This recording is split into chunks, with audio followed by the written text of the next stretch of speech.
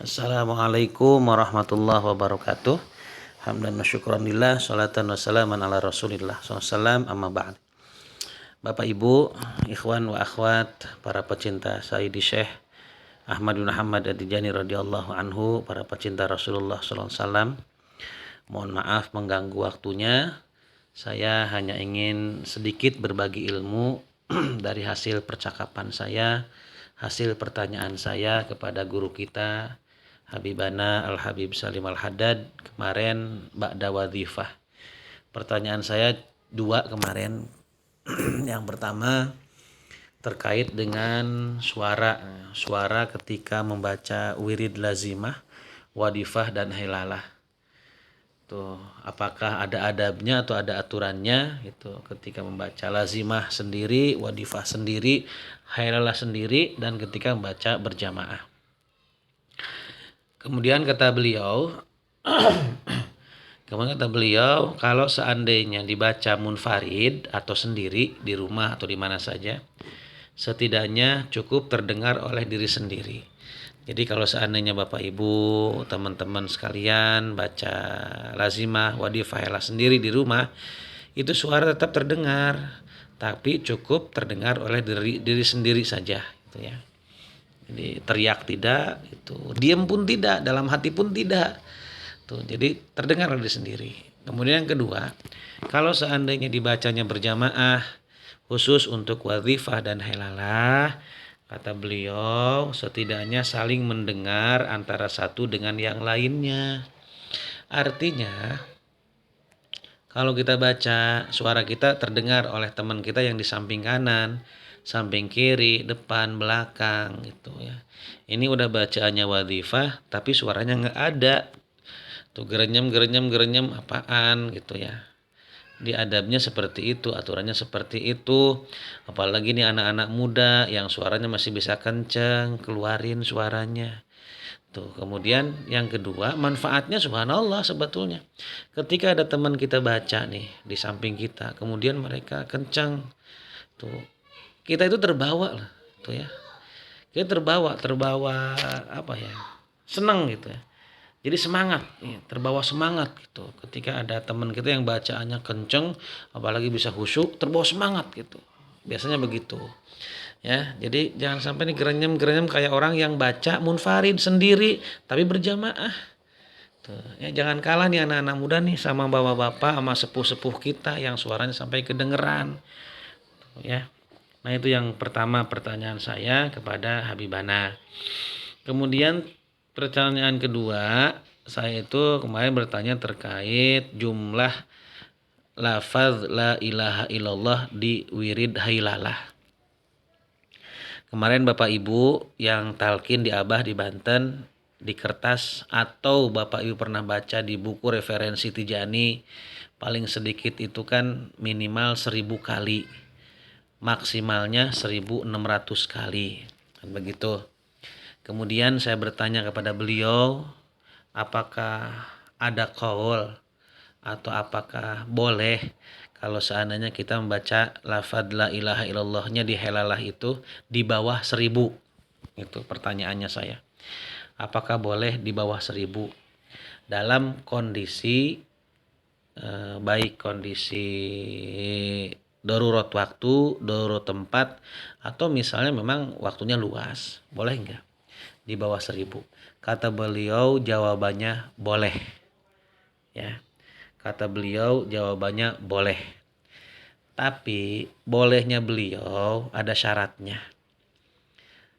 Yaitu bolehnya itu harus ditambah dengan lafaz Allah, Allah, Allah. Jadi ketika udah la ilaha illallah nyambung ke Allah, Allah, Allah. Tuh. Kemudian saya bertanya lagi kepada beliau, berapa ya Habibi batasan daripada bolehnya di bawah la ilaha illallah itu? Kata beliau, la ilaha illallahnya 600. Nah ini nih, la ilaha illallahnya 600, kemudian disambung dengan Allah, Allah, Allah 600. Jadi jumlahnya 1200, ya. Tapi harus ada syarat juga kata beliau. Ya. Syaratnya apa? Lafad Allahnya harus dalam kondisi benar-benar khusyuk. Khusyuk fokus kepada Allah. Maka yang beliau sarankan kemarin itu, kata beliau, lebih baik kalau kita tidak boleh kurang dari 1.000. Kata beliau tuh lebih baik, dan ini masuk ke dalam hukum lebih afdol. Kalau seandainya kita semua baca halalah itu tidak kurang minimal dari 1.000 dalam kondisi apapun. Tuh ya, kenapa? Kata beliau kita narik ke atas nih tuh. Dalam kitab disebutkan wa aqalluha alfun. Paling sedikit 1.000 itulah hailalah. Tuh, itulah hailalah. Tuh ya. Jadi kalau perbandingannya mana yang lebih afdol? Apakah 1.000 la ilaha illallah atau mendingan kita ngambil yang di bawah 1.600 la ilaha illallah ditambah Allah Allah Allah 600? Maka yang lebih afdol adalah 1.000. Kenapa harus 1.000 la ilaha illallah? Nah tadi itu syaratnya berat. Lafaz Allahnya harus benar-benar khusyuk di hadapan Allah. Ya kalau seandainya Bapak Ibu sudah benar bisa khusyuk mah terserah. Mangga silahkan. Tuh udahlah saya mah misalnya kata Bapak Ibu darurat saya mah. Tuh waktunya darurat. Waktunya mepet, waktunya sedikit, saya mau la ilaha illallah 600 ditambah Allah 600, mangga silahkan. Asal syaratnya tercukupi. Allah Allah Allah 600 itu harus benar-benar dalam keadaan khusyuk, tuh fokus kepada Allah. Tuh ya. Nah itu. Terus yang kedua, kata beliau, kenapa la ilaha illallah itu diambil paling sedikit 1.000, itu lebih afdol.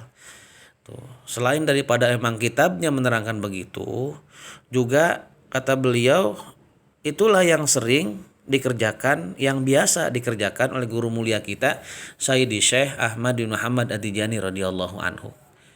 Tuh ya, oleh Sayyidi Syekh. Jadi kalau logikanya begini kali ya. Beliau aja Sayyidi Syekh Ahmad Muhammad At-Tijani ngambilnya 1.000 gitu. Padahal beliau kalau berbicara masalah khusyuk mah, kalau berbicara masalah hati mah, wah masya Allah, subhanallah, tabarakallah ya.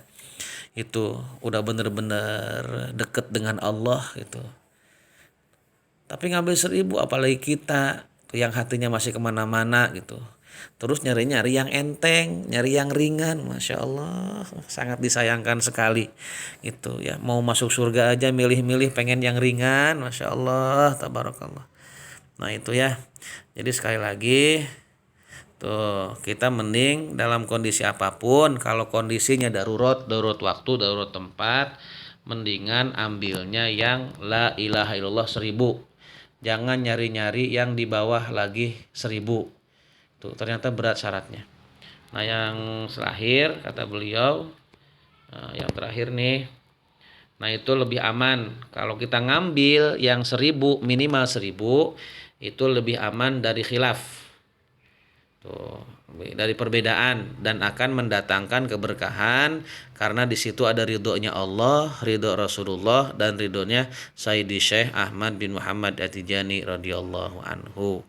Nah itu mungkin Bapak Ibu, teman-teman sekalian, mohon maaf ya jika tidak berkenan di hati, karena ini juga hasil pertanyaan saya kepada Habibana, kepada guru kita. Mudah-mudahan bisa jadi ilmu untuk kita semua. Mudah-mudahan terakhir kita bisa istiqomah dengan lazimah, wadifah, dan hailalah kita, sehingga dengan wasilah itu kita dikumpulkan oleh Allah nanti di yaumil jaza wal hisab di surganya Allah bersama Rasulullah, bersama Sayyidi Syekh, bersama orang-orang soleh di sekitar kita. Amin ya Allah ya rabbal alamin. Allahumma syurna fi zumrati abil faidit tijani wa amidana bimadadi khatmil awliya il kitmani. Assalamualaikum warahmatullahi wabarakatuh.